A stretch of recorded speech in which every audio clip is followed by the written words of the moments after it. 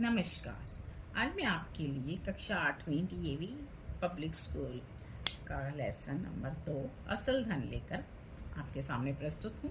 आज मैं आपको इस लेसन की रीडिंग करवाऊंगी। देन नेक्स्ट वीडियो में हम इसके क्वेश्चन आंसर और बुक वर्क करेंगे। चलिए तो शुरू करते हैं। बहुत दिनों की बात है, ईरान के किसी गांव में एक चरवाहा रहता था। वह बड़ा ही गरीब था।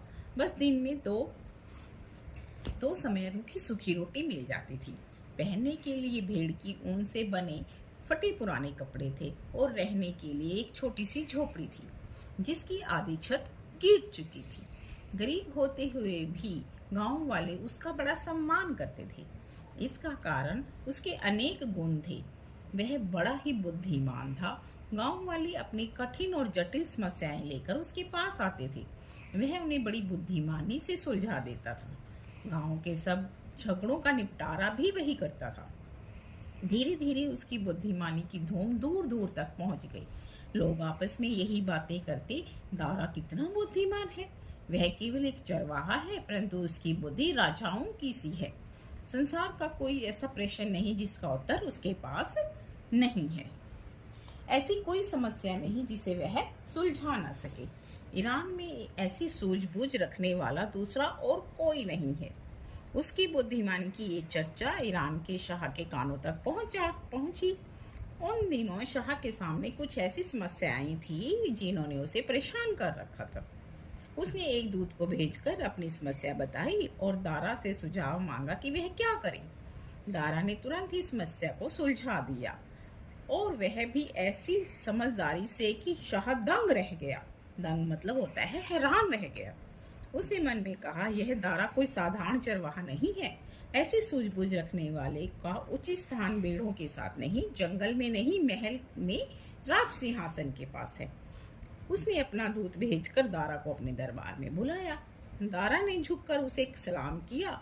शाह ने मुस्कुराकर कहा, ए दारा, हम चाहते हैं कि तुम जैसा बुद्धिमान हमारे महल में रहे ताकि हम राज्य की समस्याओं के विषय में तुमसे सुझाव लेते रहें। दारा ने सिर झुकाकर उत्तर दिया, आपका हुक्म सर आंखों पर। दारा शाह के साथ दरबार में रहने लगा। शाह उसकी बातों से इतना प्रभावित हुआ कि दारा के बिना एक क्षण भी उसका मन नहीं लगता। वह कोई भी काम उसके सुझाव के बिना नहीं करता था। वह हर समय उसे अपने साथ रखता और दरबार में उसे राज सिंहासन के पास ही बिठाता था। जैसे जैसे शाह के दरबार में उसका सम्मान बढ़ता गया, वैसे वैसे दरबारियों के मन में उसके लिए जलन बढ़ती गई। वे आपस में कुछ इस प्रकार की बातें करती, यह चरवाहा सिंहासन के पास बैठता है, शाह ने इसे मुंह चढ़ा रखा है। जब से यह दरबार में आया है, शाह हमें पूछता भी नहीं। हमें तो इसमें कोई गुण दिखाई नहीं देता।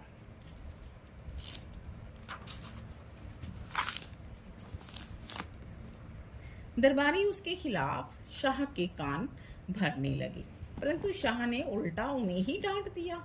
मैं समझता हूँ कि तुम दारा से जलते हो। इससे अच्छा तो यह होता कि तुम अपने अंदर भी दारा जैसे गुण पैदा करते।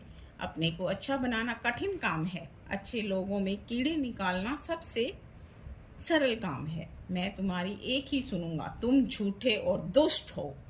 शाह के मन में दारा के लिए स्नेह और सम्मान दिन प्रतिदिन बढ़ता ही गया। शाह ने उसे बहुत सा धन दिया। एक दिन शाह ने उसे बुलाकर कहा, मेरा मन तो नहीं करता, परंतु कुछ ऐसी मजबूरी आ पड़ी है, मुझे तुमसे दूर रहना होगा। दारा के मन को धक्का लगा। उसने दुख और आश्चर्य से पूछा, मेरा दोष क्या है?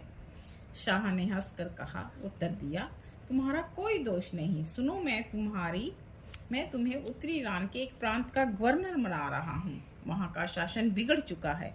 सरकारी अधिकारी व कर्मचारी भ्रष्ट हैं।